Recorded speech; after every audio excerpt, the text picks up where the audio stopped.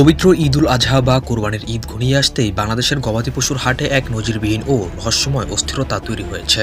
সরকারি মঞ্চ থেকে শুরু করে প্রশাসনের উচ্চ পর্যায় থেকে বারবার আশ্বাস দেওয়া হচ্ছে যে এবার দেশীয় পশু দিয়ে কোরবানির শতভাগ চাহিদা পূরণ সম্ভব এবং ভারত থেকে কোনো গরু আসতে দেওয়া হবে না। কিন্তু মাঠ পর্যায়ের বাস্তব চিত্র বলছে সম্পূর্ণ উল্টো কথা। বিশেষ করে পশ্চিমবঙ্গ এবং সিলেটের সীমান্ত জেলাগুলোতে কান পাতলেই এখন শোনা যাচ্ছে চোরা কারবারিদের উল্লাস আর আমাদের প্রান্তিক দেশি খামারিদের বুক ফাটা কান্নার রোল। গত কয়েকদিন ধরে সিলেটের দুর্গম পাহাড়ি পথ আর নদীপথ গলিয়ে হু হু করে বাংলাদেশে ঢুকছে হাজার হাজার ভারতীয় গরু এবং মহিষ। ওপারে পশ্চিমবঙ্গের নতুন বিজেপি সরকার যখন কঠোর পশুবন্ধ আইনের মাধ্যমে পশুর বাজার অচল করে দিয়েছে, তখন এপারে সিলেটের সীমান্ত ব্যবহার করে আন্তর্জাতিক চোরাচালান সিন্ডিকেট রাতারাতি সক্রিয় হয়ে উঠেছে। কিন্তু সবচেয়ে বড় প্রশ্ন হলো, সীমান্তে বর্ডার গার্ড বাংলাদেশ বা বিজিবির এত কড়া পাহারা, রাতভর টহল এবং সরকারের কঠোর নিষেধাজ্ঞার পরেও কিভাবে প্রতিদিন হাজার হাজার গরু নদী আর কাঁটাতার পেরিয়ে অবলীলায় ঢুকে পড়ছে আমাদের দেশে? কারা এই অদৃশ্য আন্তর্জাতিক চোরাচালান সিন্ডিকেটের মূল হোতা? আর এর পেছনে স্থানীয় প্রভাবশালী রাজনৈতিক নেতা কী ধরনের গোপন চুক্তি রয়েছে? সিলেটের সীমান্ত ও পশুর হাটের এই চাঞ্চল্যকর ও রোমহর্ষক সত্য অনুসন্ধানী রিপোর্টটি জানতে ভিডিওটি একটু না টেনে শেষ পর্যন্ত দেখুন। পশ্চিমবঙ্গে হিন্দু গরু ব্যবসায়ীরা গরু বেচতে না পেরে তাদের কান্নার রোল এবং বাংলাদেশে হুহু করে সীমান্ত দিয়ে পানির দামে গরু ঢোকা ইত্যাদি কি আসলে একই সূত্রে গাথা? সবকিছুই এই ভিডিওতে জানবেন। একটি পত্রিকার সরেজমিন অনুসন্ধান এবং মাঠ পর্যায়ের প্রতিবেদন থেকে যে সমস্ত তথ্য উঠে এসেছে তা সত্যিই পিলে চমকিয়ে দেওয়ার মতো।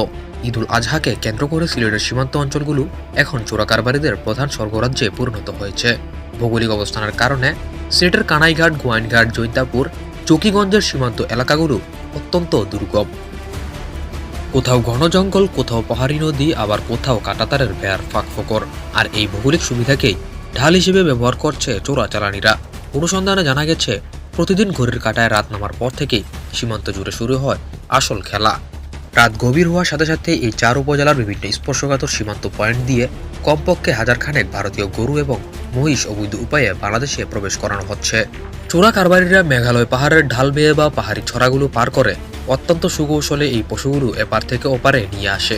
সবচেয়ে ভয়ঙ্কর তথ্য হলো, রাতের আধারে আনা এই বিশাল পশুর চালানগুলো ভোর হওয়ার আগে স্থানীয় কিছু গোপন আস্তানায় বা যেগুলোকে সীমান্ত এলাকায় খাটাল বলা হয় সেখানে জমা করা হয়।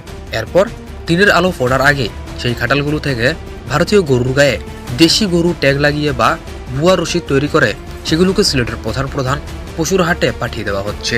কেবল সিলেটেই নয়, বড় বড় ট্রাকে করে এই চোরাই গরুর চালান চলে যাচ্ছে ঢাকা, চট্টগ্রাম সহ দেশের অন্যান্য বড় বড় পশুর হাটেও। এই অবৈধ চোরাচালানের সবচেয়ে বড় এবং প্রাণঘাতী চড়ামূল্য চোকাতে হচ্ছে আমাদের দেশের সাধারণ মধ্যবিত্ত ও নিম্নবিত্ত খামারি এবং পশুপালকদের। এর অর্থ হলো, আমাদের নিজেদের খামারিদের গোয়ালে যে পরিমাণ পশু আছে তা দিয়ে সিলেটের কোরবানির চাহিদা শতভাগ মিটিয়ে আরও অনেক পশু উদ্বৃত থাকার কথা। দেশি খামারিরা সরকারকে বিশ্বাস করে বুক বেঁধেছিলেন যে এবার তারা ভালো ব্যবসা করবেন, কিন্তু মাঠ পর্যায়ের অর্থনৈতিক বাস্তবতা আজ সম্পূর্ণ ভিন্ন ও নির্মম। ভারতীয় গরুর আকস্মিক ও অবৈধ বন্যায় সিলেটের স্থানীয় পশুর হাটগুলো এখন সয়লাভ।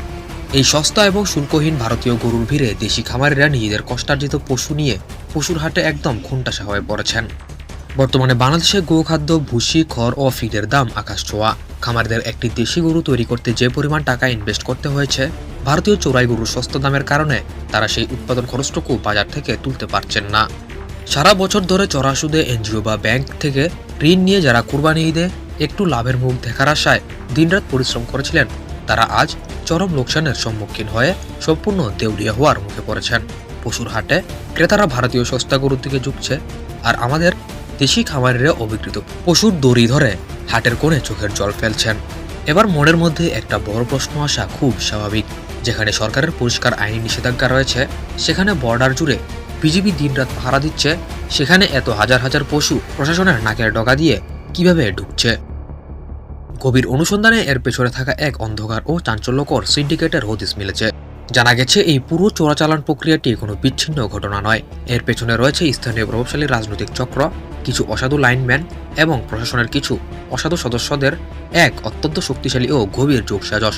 এই প্রভাবশালী সিন্ডিকেটগুলো সীমান্ত থেকে শুরু করে পশুর হাট পর্যন্ত প্রতিটি স্তরে নির্দিষ্ট হারে টোকেন বা লাইন মানির মাধ্যমে কোটি কোটি টাকার অর্থ লেনদেন করছে। সীমান্ত পার করার পর প্রতিটি গরুর বিপরীতে একটি নির্দিষ্ট অঙ্কের টাকা চলে যায় এই সিন্ডিকেটের পকেটে। আর এই অনৈতিক লেনদেনের কারণে রাতের অন্ধকারে আনা চোরাই গরুগুলো কোনো রকম বাধা ছাড়াই শহরের প্রবেশমুখ, সিসিটিভি ক্যামেরা এবং পুলিশের চেকপোস্ট পার হয়ে নির্বিঘ্নে দেশের বিভিন্ন বড় বড় হাটে পৌঁছে যাচ্ছে।